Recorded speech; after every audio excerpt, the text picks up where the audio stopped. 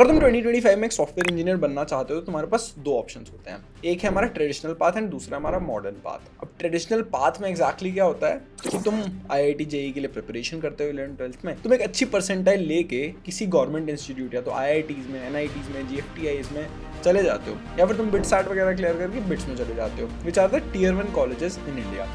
अगर ये नहीं होता है तो दूसरा ऑप्शन तुम्हारे पास बनता है modern path, which is working on your skills and showcasing your skills to get a job. अब हम यहाँ पे दोनों रूट्स के बारे में बात करने वाले हैं इस वाले वीडियो में कि तुम एक ट्रेडिशनल पाथ को फॉलो करना चाहते हो, अभी करंटली तुम 10th क्लास में हो, 11th-12th में जाने वाले हो, या फिर अभी करंटली तुम 11th क्लास में 12th में जाने हो, या फिर तुम ऑलरेडी अच्छी JEE मेंस में परसेंटाइल लेके आ चुके हो। नाउ द क्वेश्चन इज कि मुझे क्या क्या चीजें करनी है to get a good job after college. And दूसरा हमारा पाथ होता है कि यार भैया मेरे को अच्छा कॉलेज नहीं मिल रहा है, मैं Tier 2 Tier 3 कॉलेज में जाने वाला हूँ, या फिर मैं करंटली अभी मैंने इंजीनियरिंग नहीं करी है, बीटेक का स्टूडेंट नहीं हूँ, मैंने BSc BCA नहीं करी है, तो व्हाट इज द पाथ जो मैं फॉलो कर सकता हूँ। सो hi guys, I am Nishan Chahar, welcome back to the channel, let's start the video. अब सबसे पहले ट्रेडिशनल पाथ आ जाता है कि या तो तुम अभी स्कूल में हो, तुम अब JEE की प्रिपरेशन करने वाले हो, या फिर ऑलरेडी कर रहे हो, या फिर कर चुके हो। सब केसेस में द मेन थिंग इज कि अगर तुम एक अच्छे कॉलेज से हो, तुम वहाँ पे कंप्यूटर साइंस या रिलेटेड ब्रांचेस, सर्किटल ब्रांचेस वगैरह कर रहे हो, या फिर तुम टॉप 10 IITs में हो, वहाँ पे भी तुम अगर सिविल भी कर रहे हो, मैकेनिकल भी कर रहे हो, तो still you will get a number of opportunities to get placed in the top tech companies.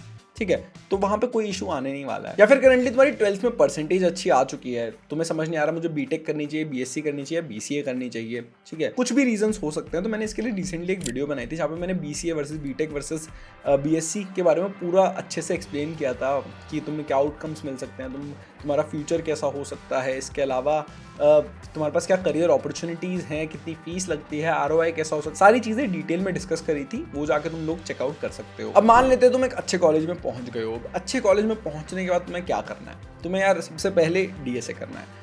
DSA क्यों करना है? बिकॉज अभी तक कंपनीज ने अपना हायरिंग जो क्राइटेरिया या हायरिंग पैटर्न है वो अभी तक चेंज नहीं किया है। आने वाले 2-3 साल में करते हुए दिख नहीं रहे हैं। अगर वो करेंगे भी तो आई विल टेल यू कि यार ये चीज़ें चेंज हो रही हैं, because I am in touch with all this. मैं खुद एक कॉलेज पे काम कर रहा हूँ। अगर कुछ चेंजेस भी होंगे तो I will share it with you guys, तो उसकी टेंशन लेने की जरूरत नहीं है। बट करंटली जितने भी फर्स्ट राउंड्स होते हैं या फिर जितने भी ऑनलाइन टेस्ट होते हैं वहाँ पे DSA पूछा जाता है, कुछ में एप्टीट्यूड भी पूछा जाता है। So I will highly recommend you guys to start with DSA करने से पहले आप लोगों को कोई भी एक प्रोग्रामिंग लैंग्वेज सीखनी होगी।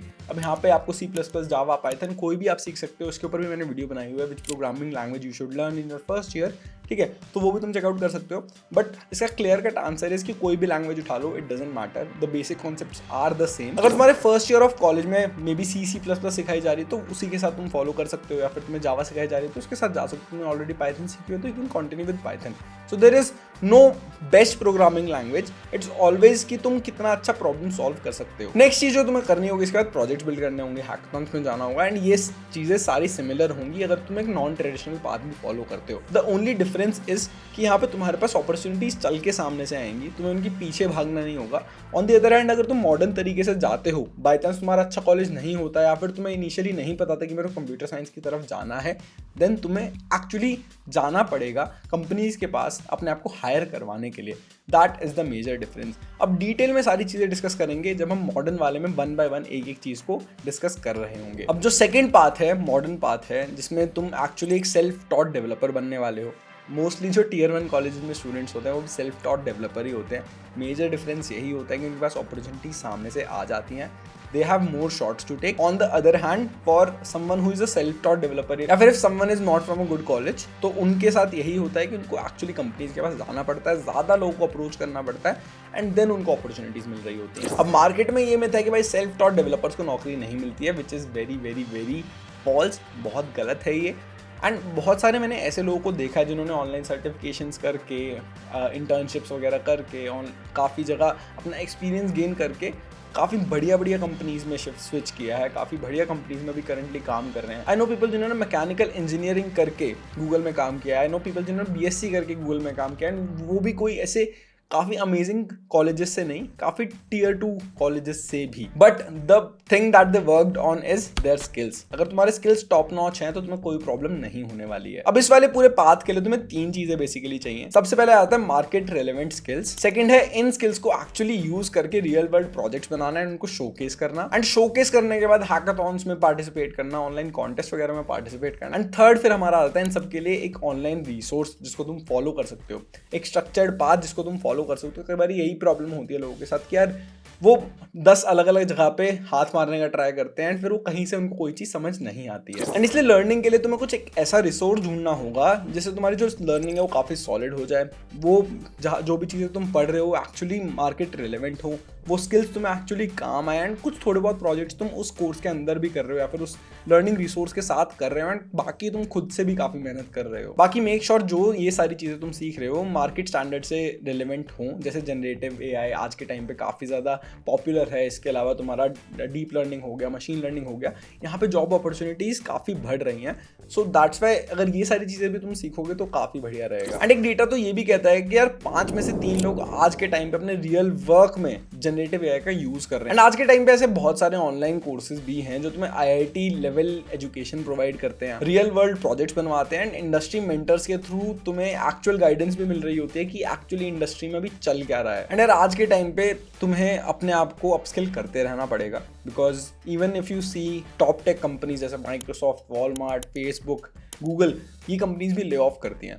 सो ऐसा नहीं है कि अगर तुमने एक बार ये कंपनी क्रैक कर ली you are all set for your life. You might get laid off, you might not like the project, तुम्हें कंपनी स्विच करने का मन करे, maybe you are underpaid. So there are many reasons जिसकी वजह से तुम्हें अपने आप को अपस्किल करते रहना है एंड एक जगह पे स्टैग्नेंट या स्टक नहीं होना है। एंड अगर आप लोगों को लग रहा है कि यार एक बारी बस क्रैक कर लिया फिर तो चिल करना है, ऐसा नहीं है यार। अपने आप को अपस्किल करते रहना है। जब भी तुम अपने आप को सेफ गार्ड कर सकते हो ले ऑफ से, इन जनरल कोई भी XYZ चीज़ आती है तो तुम अगर अपने स्किल्स पे काम करते हो, तुम बिल्कुल टॉप नॉच हो, तुम एक कंपनी छोड़ोगी तो दूसरी पकड़ लोगे। अब अपस्किलिंग के लिए तुम्हें मैं एक इंटरेस्टिंग प्रोग्राम के बारे में बताता हूँ। एक प्रोफेशनल सर्टिफिकेशन प्रोग्राम है in gen AI and machine learning. In this you will be learning from top IIT faculties and industry experts. E&ICT Academy IIT Guwahati has collaborated with Simplilearn to deliver this program। Basically एक certification program है approx 11 months का, जहाँ पे तुम्हें IIT Guwahati की faculty पढ़ा रही होती है, and this will be done through master classes. And उसमें तुम्हारा machine learning, deep learning, artificial intelligence, generative AI, ऐसी बहुत सारी चीजें इंक्लूडेड हैं। एंड यार ये तुम्हें डिफरेंट न्यू एज टूल्स पे ट्रेन भी कर देता है। ये एक ऐसा प्रोग्राम है जो तुम्हें अपस्किल करेगा एंड सारी चीजें एंड टू एंड बता देगा। And if you are actually looking for levelling up,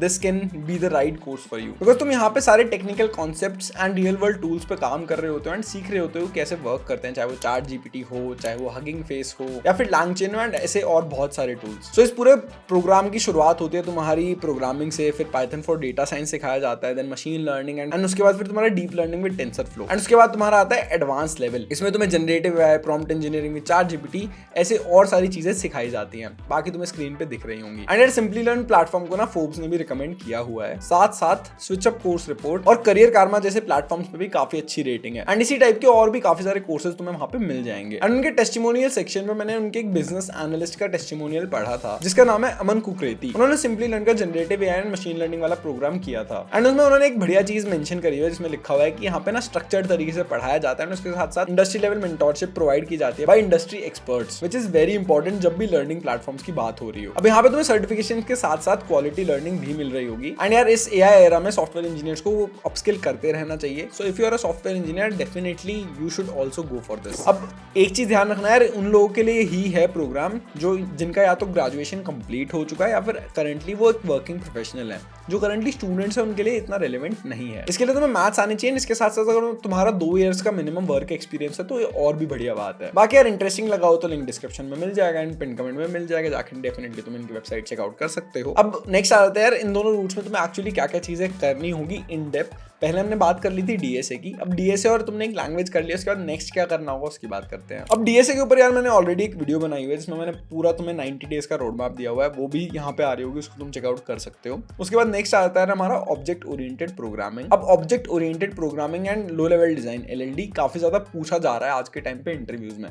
तो तुम्हें ये सारी चीज़ें भी पढ़नी स्टार्ट कर देनी चाहिए। अगर मैं 3-4 साल 5 साल पहले की बात करूँ, L&D इतना ज़्यादा प्रोमिनेंट नहीं था कोडिंग इंटरव्यूज में, बट आज के टाइम पे माइक्रोसॉफ्ट, ऊबर, सारी कंपनीज ने पूछना स्टार्ट कर दिया है। इसका बेसिक मतलब यही होता है कि तुम एक्चुअली क्लासेस कैसे बनाते हो, तुम डिजाइन पैटर्न्स को कैसे यूज करते हो। इफ यू आर समवन जो 3rd-4th ईयर में करंटली या फिर जॉब स्विच का प्लान कर रहा है तो L&D जरूर पढ़ लेना। फिर नेक्स्ट आता है वर्जन कंट्रोल। यार गिटहब कैसे यूज करते हैं, काफी इंपॉर्टेंट स्किल है। बहुत सारे स्टूडेंट्स एक्चुअली कॉलेज में ये चीज नहीं सीखते हैं। If you are going for hackathons, if you are working with a team, then definitely तुम ये चीज सीख जाओगे। इंटर्नशिप में भी ये चीज तुम सीख जाते हो, but I would still recommend कि अगर तुम अभी कॉलेज में तो ये डेफिनेटली सीख लेना। गिट एंड गिटहब काफी इंपॉर्टेंट है, हर कंपनी में यूज होता है। अब वर्जन कंट्रोल के बाद यार तुम्हें कोई भी एक डेवलपमेंट वाला सेगमेंट सीखना पड़ेगा। चाहे वो तुम मशीन लर्निंग सीख लो, चाहे तुम एंड्रॉइड डेवलपमेंट सीख लो, चाहे तुम वेब डेवलपमेंट सीख लो, ठीक है, चाहे तुम iOS डेवलपमेंट सीख लो, but learn one kind of development. Because even if you are doing machine learning, even if you are doing deep learning, तो तुम्हें बेसिक अपने प्रोटोटाइप्स बनाना आना चाहिए। डीप लर्निंग, मशीन लर्निंग में लोग पाइथन सीख लेते हैं, पाइथन के साथ स्ट्रीमलेट को यूज़ करके वो वेब एप्स बना लेते हैं। तुम्हारे नॉर्मल, तुम इसको अपने विंडोज़ या फिर मैकबुक में भी रन कर सकते हो, तो इट्स ईजियर।